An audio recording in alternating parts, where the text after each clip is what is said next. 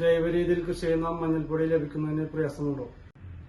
കടകളിൽ നിന്ന് വാങ്ങുന്ന മഞ്ഞൾപ്പൊടിയിൽ മഞ്ഞളിന്റെ ഔഷധ ഗുണമായ കുർക്കുമിനെടുത്ത് യാതൊരു ഗുണവുമില്ലാത്ത മഞ്ഞൾപ്പൊടിയാണ് നമുക്ക് ലഭിക്കുന്നത്. എത്ര ആൾക്കാർക്ക് അറിയാം?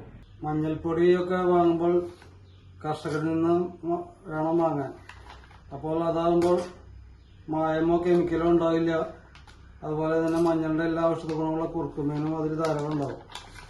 നമ്മൾ സ്ഥിരമായിട്ട് കറികളിലൊക്കെ മഞ്ഞൾ ചേർക്കുന്നതാണ്.